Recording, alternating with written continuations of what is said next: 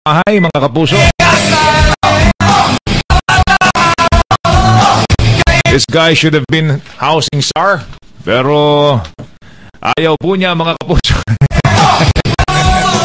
Pero din tayo mga kasama sa sektor naman ng green construction. Nako.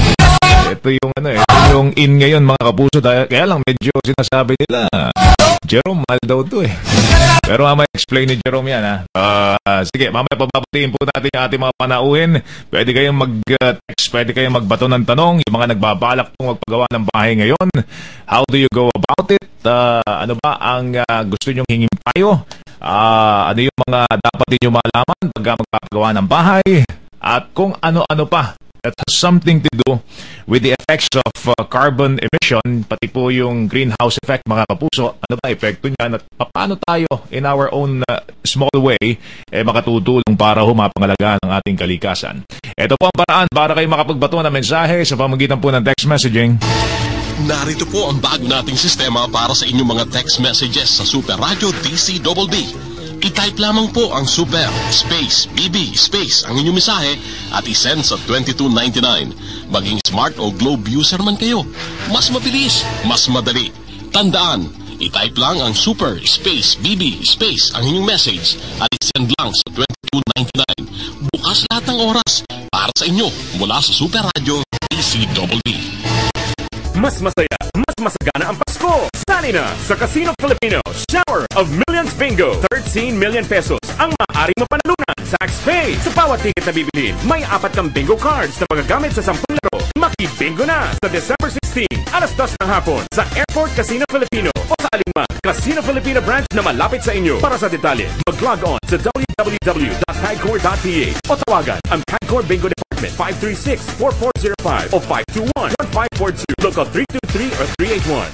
Ay, mga kapuso, nakapagdala po ng kahanga-hangang 4.38 billion pesos na paglago sa kitang Philippine Amusement and Gaming Corporation ng PAGCOR sa unang siyam na buwan ng taong 2012. Ibinalita po ni PAGCOR Chairman Cristina Naguet Jr. na sa pagtatapos po ng Setyembre, umabot na po sa 31.16 billion pesos ang naitatalang gross income ng PAGCOR. Higitan po nito ang 26.78 billion pesos na kabuang kita ng ahensya sa alintulad na panahon ng 2011. Ayon kay Chairman Naguet, nasa kalahati bilyong piso o humigit kumulang 1.5 billion pesos bawat quarter ang naging average revenue ng ahensya para sa kasalukuyang taon. Dahil po sa magandang income performance ng PAGCOR, may kabuang 16.15 billion pesos na po na iambag na ahensya sa nation building mula Enero hanggang Setyembre ng taong kasalukuyan. Ang mga benepisyaryo po ng PAGCOR ay kinabibilangan ng Bureau of Internal Revenue, National Treasury, Philippine Sports Commission, Casino Filipino Host Cities, President Social Fund, Socio-Civic Projects at Board of Claims. Nangako rin ng patuloy na suporta si Chairman Naguet sa lahat ng mga programa ng pamahalaan tulad po ng pagtatayo ng mga silid-aralan sa buong bansa sa pamamagitan po ng matawid-dadaan sa Silid-Aralan Project. Naglaan ang PAGCOR ng kabuang 1 bilyong piso para sa naturang proyekto. Patuloy rin ang produksyon ng libo-libong school armchairs para sa iba't ibang paaralang pampubliko. Gamit po ang mga nakumpiskang troso mula ho sa illegal logging sa pamamagitan po ng Pinoy Bayanihan Project. Nagpondo rin po ng 100 milyong piso ang PAGCOR para sa nabanggit na proyektong yan. Banguna! Banguna! Bayan! Yung hinahanap mo sa umaga, pagbukas pa lang ng mata, syempre, kape at balita, pampagising sa diwa. Ang balita ay parang tabi lang, mainit na tapat, matamis o mapait man. Basta timplay, wag magkulang, bangon na bayan, gisingin ang diwa, iunat ang katawan, labanan ang katamaran. Sa kape at balita. Si Susan Enriquez kasama sina Maris Somali, Joel Reyes-Sobel at Michael Fahatin. Ang tamang timplang gigising sa inyong umaga. Magsisimula na sa October 22, Lunes hanggang Biyernes, tuwing alas 6 ng umaga sa News TV Channel 11. Gising na! Bangon na! Oras ng magkape at balita. Banguna! Banguna! Bayan! Alright. Puntahan natin Papatiin muna natin yung ating mga kasama sa palatuntunan ngayong araw na ito. Standby lang, Sam Nielsen, tatawagin kita pare. Papatiin muna natin yung mga kasama natin sa palatuntunan sa sektor po ng pabahay. Kilala pong tao po ito sa housing industry. Siya po ay kilala sa tawag na kabahay, si Ginoong Gary Vasquez. Thank you very much for coming over. Good afternoon, Joel. At mabuti naman na imbitahan mo ulit kami rito. Oo naman. Maganda itong topic na pag-uusapan natin. Yung going green. Kinakabahan kasi ako malapit tayo sa Disyembre. Tayo parang nasa summer pa rin. Ano, ha? Oo nga Yan ang effect ng climate change. Alright. Si Jerome Aquino naman, dati po itong artista. No? Noong araw po ngayon natin alaman na dating artista po ito, mga kapuso. Isa po ito sa mga alaga. Nakikita ba ko ni Kuya Germs pa? Hanggang ngayon? Hindi na. Naku, kung naabutan mo yun siguro katakot-takot na yakap ang gagawin sa'yo ni Kuya Germs. Na-miss ka nun, I'm sure. Si Jerome Aquino, siya po ay nasa sektor po ngayon ng konstruksyon. Si Jerome ay masasabi ho nating biyasa sa pag-aaral po ng epekto ng carbon emission, pati ho ang tinatawag nating greenhouse effect. Siya po ay brand manager ng Matimco Incorporated po ngayon. Ang Matimco, isa sa matagal na matanda ng... Yes. 50 years na. 50 years na, no? Sa larangan ng pagbubuo ng kahoy, no? Sila yung parang naalala ko yung Matimco, no? May binili yata akong Matimco product before. Mahal lang kahoy nito Hindi tayo binigyan ng discount. Jerome, bati ka muna. Thank you. Magandang hapon sa iyo, Kuya Joel. Magandang hapon po sa ating tagapakinig. Alright. Sabihin ni Kuya George, ba't lumaki ka ng ganyan? Anyway, sige. Mamaya, we'll ask Jerome and of course si Gary kung ano po ang mga binabalak po sa construction industry para ma-mitigate yung problema ng greenhouse effect, pati yung carbon emission, no? Yung epekto ng carbon emission sa ating kapaligiran at kung paano dapat na nag-a-adjust yung ating mga kababayan kaugnay ng pagbabago sa ating kapaligiran. Pero punta muna natin yung report ni Sam Nielsen. FEG ni Dato Unsay ang patuan sinunog sa Menjola. Standby ka lang, Sam. Ang balitang ito ay hatid sa inyo ng Decolgen. Sa grabing sipon, mag-Decolgen. Ang balitang ito ay hatid sa inyo ng Cebuana Luwilier. Kaya pera sigurado ka, pa Cebuana. Ang balitang ito ay hatid sa inyo ng The All-New Mitsubishi Mirage. Alright, si Sam Nielsen, sunog na yata kaluluwa niya sa impyerno Dito, sunog na. Pero ang kaluluwa niya, sunog na sa impyerno. Yung larawan, Kuyang Joel, linawin natin yung larawan, tsaka yung effigy na ginawa. Yung larawan, sunog na. Kasi si Dato Unsay, okay pa sa kulungan ngayon, balita, nakakangiti pa nga daw sa loob ng Bagong Diwa. Tsaka meron pa raw may mga hawak na cellphone, may mga hawak daw na mga gadgets, and lahat daw ng perks na tatanggap doon sa loob ng kulungan, may mga balita pa, Kuyang Joel, na pagka daw merong isang dong parang tatayong witness, parang di parang hindi na daw nakakaporma. Paano hindi nakakaporma? Ano ibig sabihin nun? Medyo natatakot na. Kumbaga parang, kunwari, may kukontra doon sa loob ng selda pinag-usapan natin, hindi na daw yun nakakapalag at kumbaga parang nangingibabaw pa rin yung takot ng mga kapwa-preso doon sa loob ng Bagong Diwa o itong Quezon City Jail Annex, kung saan naman nakakulong itong ilang miyembro ng pamilya Ampatuan. At matapos kang pagbabatuhin itong malaking larawan ng isa sa mga miyembro itong pamilya Ampatuan, partikular itong si Dato Unsay Andal Ampatuan, ito yan ang sinunog naman dito, yung 11 talampakang impunity monster na effigy na sumisimbolo itong malagim na Maguindanao Massacre. Itong effigy na ito, Kuyang Joel, isang malaking backhoe ito na kala mo robot yung itsura niya. At itong ay nagpapakita itong matinding galit na rin nitong ating mga kasamahan sa media nang ito ay kanilang sunugin dito mismo sa makasaysayang Menjola. At kanina bahagyang nagpabagal ito sa daloy ng trapiko saka ba naman itong Legarda dahil nga di may iwasan naman mapalingon yung publiko, partikular na yung mga motorista na napapatingin sa naglalagab kaninang impunity monster effigy na halos 12 talampakan ang itinaas nung apoy kanina. Matapos ito magtutungo naman sa isang mall sa Maynila. Ito ang ating mga kasamahan sa pamahayag at lahat ito nakaitim Kuyang Joel. May mga nakamotorsiklo rito, marami rito nakamotorsiklo. At doon naman ay pagpapatuloy itong aktibidad kung saan ay sama-samang manunood naman sa isang film showing.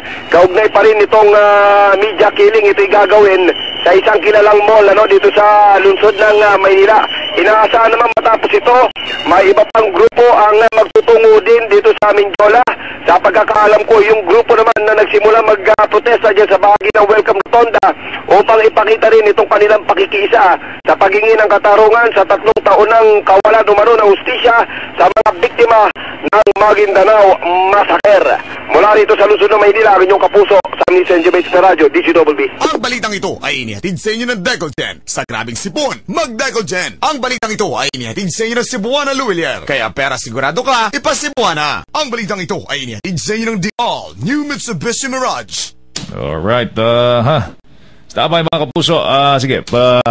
Sige, just keep it coming. Yung mga gusto mag-text, gusto magbato ng tanong, I'm sure, habang nag-discuss kami nila Gary dito, tsaka ni Jerome, probably most of you will find it interesting at magbato kayo ng mga tanong. Sige, tanong muna natin si Gary. Gary, what's the in thing right now when it comes to construction? Lalo sa mga bahay. Ang talagang number one is considering the environment, yung climate change. Mm-hmm. At yung climate change, ang laging marinig, going green. Going green. No? No? So, ako naman kasi sa paggagawa ng bahay, ang pagkaintindi ko, yung going green, is huwag kang gumamit ng kahoy. Ganun ba yun? Yun ang pagkakaintindi ko. Yun ang pagkakaintindi mo. Tsaka, yung pagbaban, total ban sa lag is also imposed. Kanya sa amin, sa paggagawa ng bahay, talagang panay simento, bakal. Simento, bakal. Kung meron mang kahoy, naku, siguro pinto lang yan. Okay. O yung mga door jambs, no? Jerome, I don't think you would agree, no? No, that's why, nung nakilala ko ito, in-explain niya, kasi nababasa ko yung mga carbon credits, carbon footprint. Ako hindi ko maintindihan, alam ko lang yung carbon paper Carbon. Diba? Yung mga carbon footprint, yun yung mga iniiwan mong iniiwan mong mga usok, yung mga nakalalason para sa kalikasan, yun yung tinatawag na carbon footprint mo. Kaya iba na mga environmentalist, no? Iba talaga, bibili sila yung mga maliit na kotse. Yung hindi masyado malakas yung electric cars. Electric cars, no? Although it's expensive, more expensive, but yan ay mo na sa ambag mo na sa kalikasan yan, no? Kanya, tama. Kanya nung nakausap ko ito si Jerome at mahabang debate ang ginawa natin, medyo nagpatalo na ako dahil tama pala yung sinasabi niya. Mali yung pag-iisip ko. Nagkaroon ka ng realization we still have to use wood. All right. What to your mind is the meaning of green construction, Jerome? Well, green construction, it's as simple as minimal wastage, no? In terms of building your house. Mm-hmm. So that means to say, yung pinakamababang kuryente, pinakamababang carbon emissions, pinakamababang carbon footprint na pagbuo mo ng bahay, yan ang green building. Okay. Pero right now kasi, kung titignan natin, masyado tayong maraming pinag-uusapan tungkol sa green building na nandyan ang kuryente, masyado mabusisi. So, nung nakausap ko si Mr. Vasquez tungkol dito, natuwa naman ako na pinagbigyan na tayo ng pagkakataon para ipaliwanag natin ang kagandahan naman ng green building na meron naman pala tayo. Meron pala tayo? Meron tayo. Nababasa ko yung mga green building na yan. Mamaya, pupunta tayo sa presyo, pero it's definitely more expensive. Yun ang sinasabi sa Amerika, no? Although, mas maganda, sa Amerika kasi meron yatang mga premiums na binibigay din sa mga nagpapatayo na ng green construction, no? May binibigay ang gobyerno na parang discount o kaya premium para maengganyo sila na to go green, di ba? Yes, yun yung mga tax credits. So regardless kung may gagamitin kang kahoy, ang sinasabi mo rito, Jerome, wala yung paggamit na kahoy, okay lang yan. Basta ang sinasabi natin dito, dapat menos sa kuryente, menos sa gagamitin. Well, siguro mas maganda i-discuss ko muna yung basics about kahoy, ano? Kasi ang misunderstanding natin, hindi natin pagkakaintindi sa kahoy is that Pagka nagtanim ka ng kahoy, huwag mo putulin. Okay. Yan yung misconception dahil babaha. Walang absorb ng carbon dioxide. Yes, okay. Now, kung titignan natin, dito sa Pilipinas, may heritage tayo ng bahay na bato. Nagawa sa bato, nagawa sa kahoy. Kung pag-uusapan muna natin ang tungkol sa patibayan, ang tanong ko nga lang palagi is, pangarap nga tayo dito sa Pilipinas na lang, na isang construction na gawa sa bakal at saka sa bato na tumagal ng 500 taon.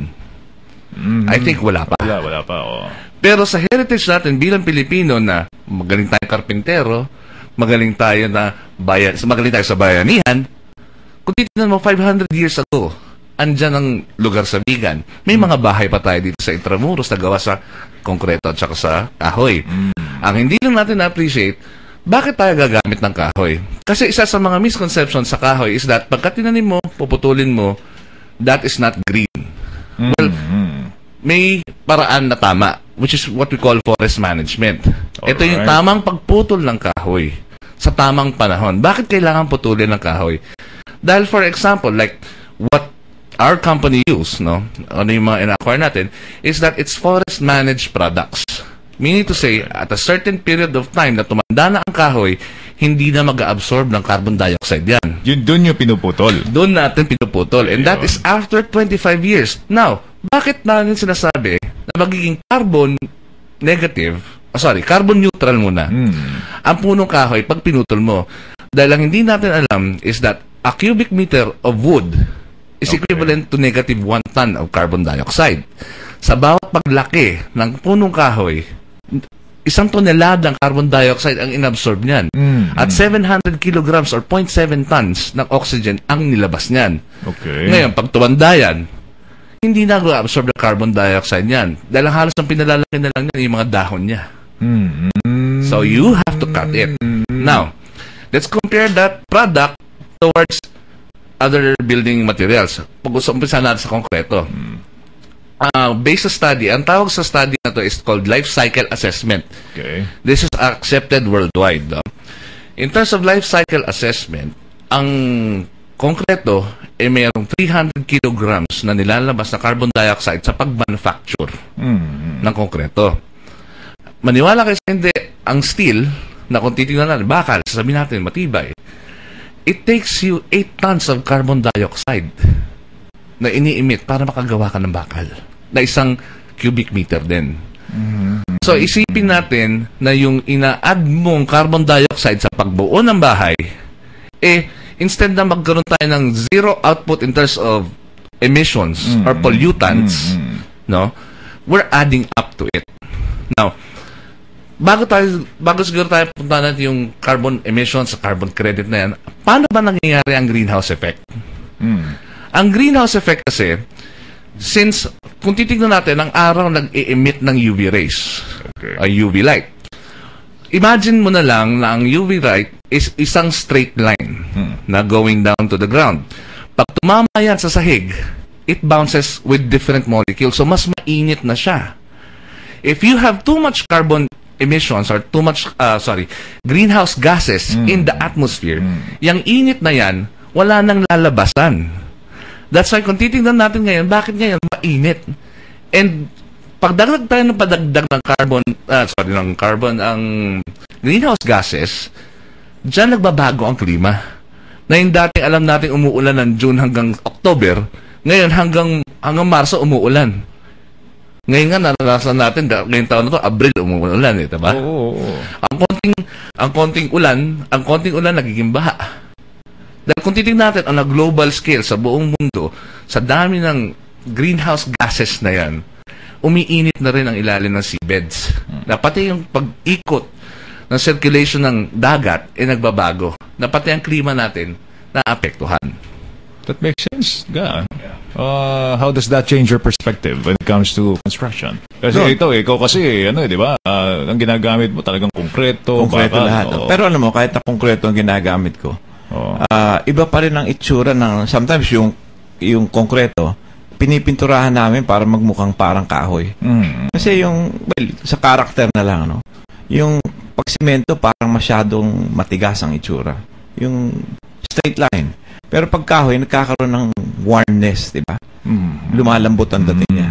So, dun lang, but because of yung pag-iisip natin na it's not being green if you use wood, so, panay konkreto. Mali. But, you know, ito ang sinasabi ni Jerome dito na pagpuputol ng mga lumang puno. Ngayon ko naintindihan na hindi pala yung wag magputol is the right thing, so, but managing it well. Saan dapat pala, pagka dumating pala sa 25 anyos ang puno, hindi na siya nagiging productive. Tama ba yun? Depende sa species. Kasi dalawa ang yung klase. Yung uso ngayon na, Jerome, alam ko ang ginagamit ngayon sa construction, yung mga tangili ba yun?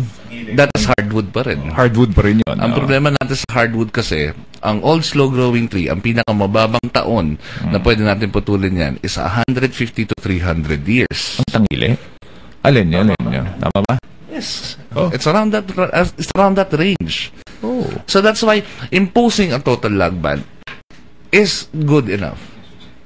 It's good enough to a sense that we have to understand kung ano yung mga kailangan nating i-ban.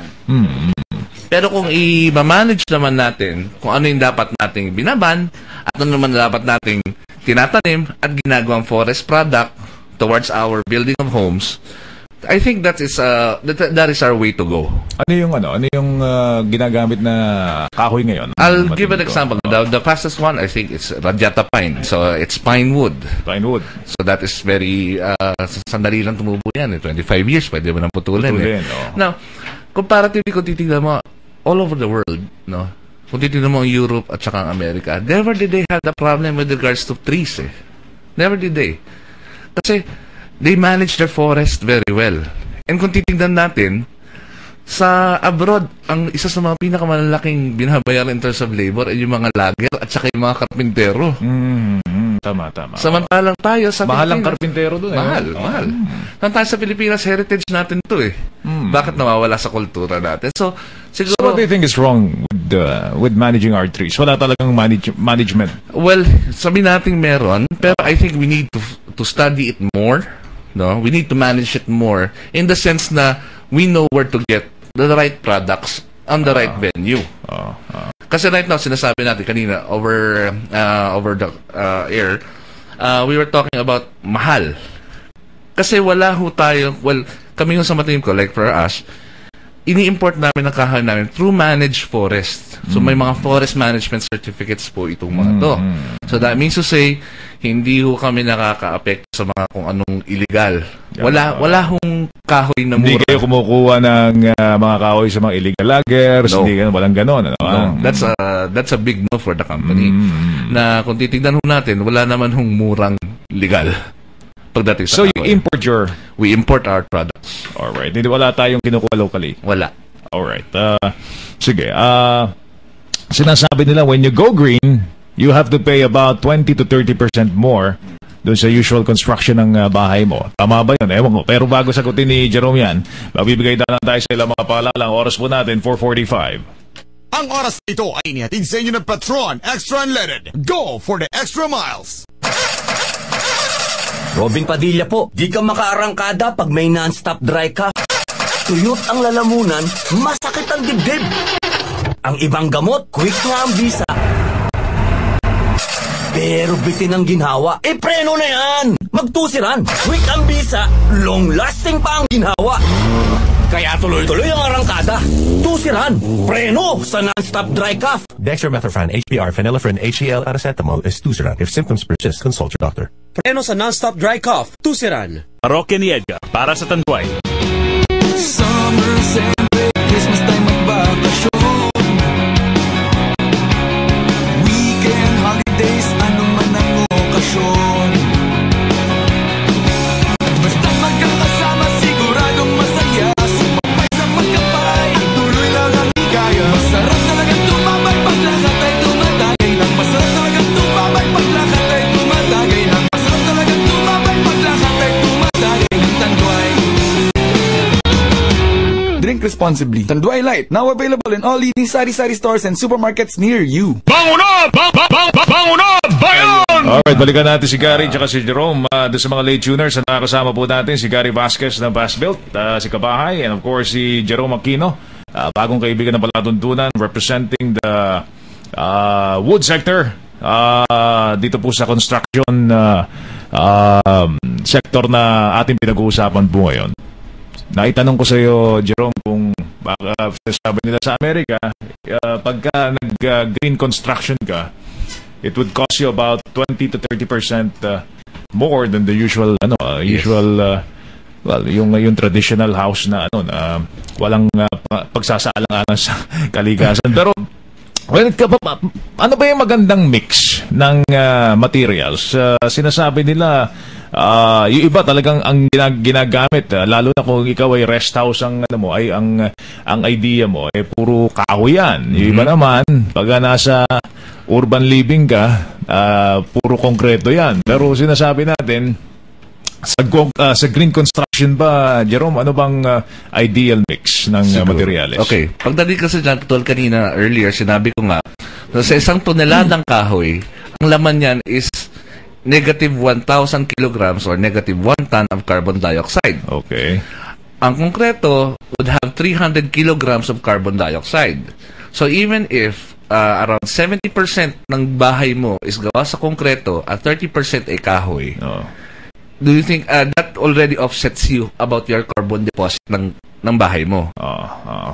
Kasi nagde-deposit ng carbon yan, construction mismo itself. So, yung negativity ng kahoy offsets yung carbon deposit ng konkreto. So, 30-70, tama yung... More or less, 30-70 is okay. Alright. When it comes to durability, okay ba yun? Sir, gaya na sabi ko rin kanina earlier, find us a construction or a building here na made of concrete and steel that lasted for more than 500 years. There's none. But there is wood. Wooden house and a concrete house that lasted for more than 500 years. So, in terms of durability, kung titingnan natin, pumunta tayo sa Japan. Last year, nagkaroon ng tsunami. The tsunami was the one who affected the houses there. Pero kung titingnan mo, lindol naman na nag-cause ng tsunami na yan eh. There was no report na nag-collapse yung bahay na kahit hanggang 5-story because of the earthquake. It was because of the tsunami. Pero kung titingnan mo, lumulutang pa yung bahay. Dahil yari sa kahoy. So those are one of the things that we might want to consider in terms of actual proof.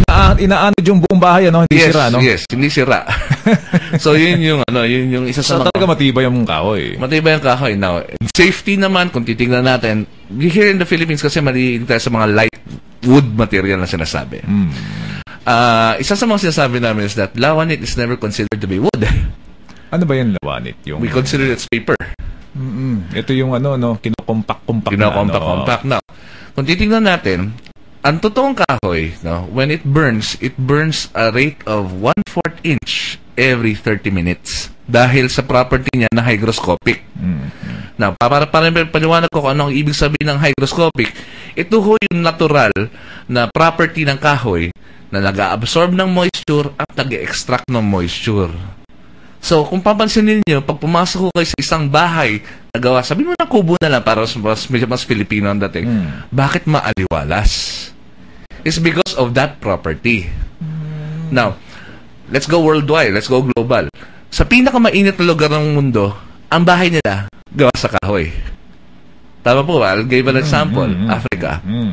Bigyan natin sa isang lugar na mas malamig naman. Ang Colorado, karamihan ng bahay dyan, gawa sa logs, which is kahoy pa rin. Because yun yung kagandahan ng kahoy. It will absorb and extract moisture, trying to maintain yung balance ng environment niya.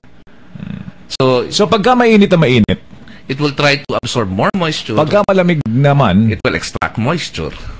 Ganun pala yun, may mga, kaya green na siya, green material siya. Yes, in fact, ito nga, titingnan ko nga yung booth dito. Yung mga carbon dioxide na inabsorb ng mga kahoy na yan during its growth, nandyan pa, hindi na mawala. And when you burn wood as a form of energy, yung nilalabas ng carbon dioxide is the same carbon dioxide na inabsorb niya nung lumalaki siya. So that's why it's carbon neutral. So paano magiging mix ng mo ngayon, ng business mo when it comes to constructing houses, Gary? Well, pinag-uusapan nga, pinag-aaralan namin. Isang pwedeng magamitan ng kahoy dyan yung bubong. yung trusses. Trusses, No, Hindi, yung sa halip mga na baka lang gamitin mong trusses. Kahoy. Kahoy na. Okay. Saka yung meron silang sistema ginagawa na yung mas naninipisan mo yung mga trusses mo kaysa doon sa mga normal na walang trusses. Na walang yung hindi yung ginagamit sa sistema nila. May nagtatanong na rito, the problem with wood ay inaanay ito at nasusunog. Yes. Jerome. True. Inaanay siya. That's why, kaya nga protektahan. That's the only, what do you call this? Good setback, kumbaga. Setback ng kahoy. Pero with the proper treatment and the proper curing na tinatawag natin drying, no? This is already wala na yan. Behind the door. Wala na yan. No?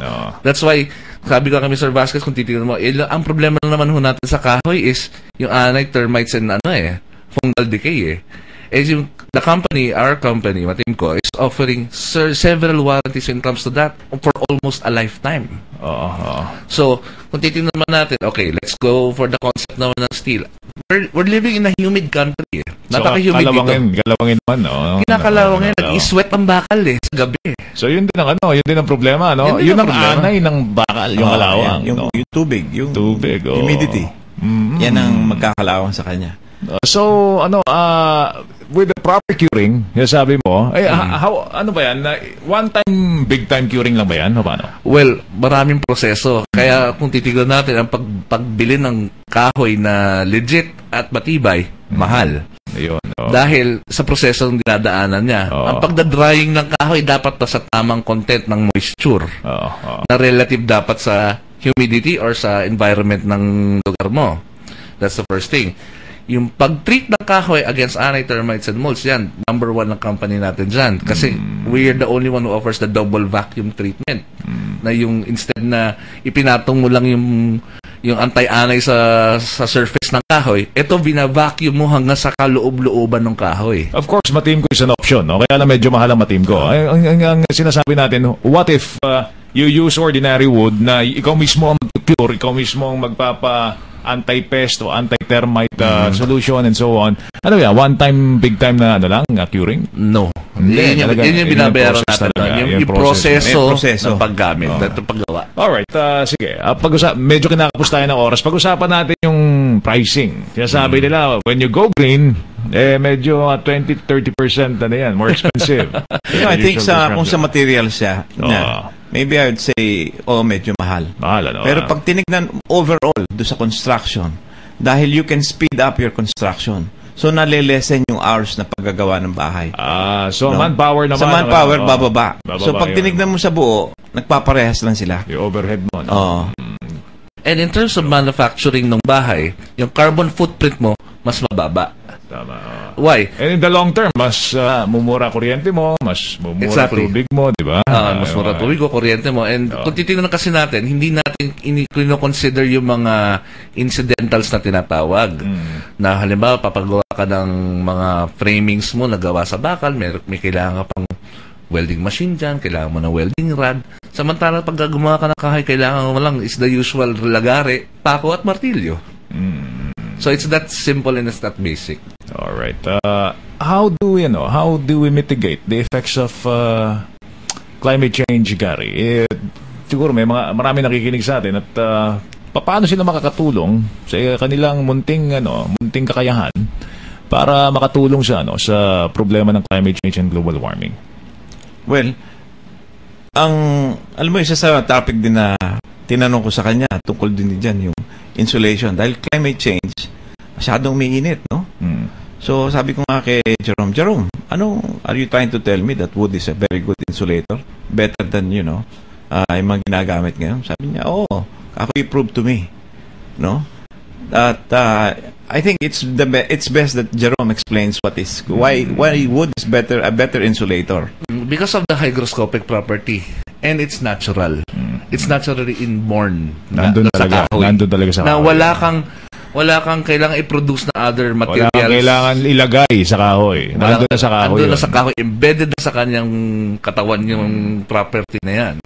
Now, this, hindi mo na kailangan mag-ibento pa ng kahit ano pang insulation mat na which involves chemicals, petrochemicals, plastics. So na merong carbon imprint, no? May carbon imprint. Thank you. Ang problema sa kayo, maasa sa tagulan, hirap isara ang bintana at pinto. Yan nga ho, gaya ng napaliwanag ko kanina, nasa tama hong drying stage yan. So, pagka dumaan sa magandang drying stage, walang problema ganyan. Believe it or not, kahoy is kahoy. It will move because of the absorption and extraction of moisture. Pero sa tamang drying, ang pinakamalaking galaw ng kahoy will be at least 5%. 5%.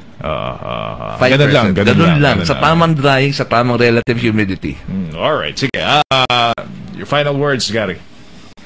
Well, finally, at sa haba na aming discussion ni Jerome, I finally said that I think going green is not using wood, but using wood too. No? At the same time, it makes construction easier.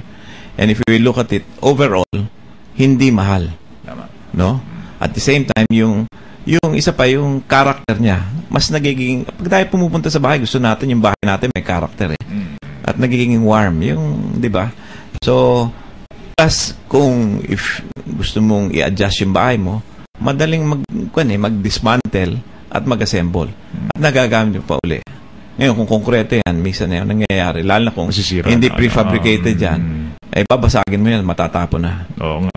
Lalo kung hindi yung prefab mo, no? Salamat po. Thank you, Jerome. Okay. Final words.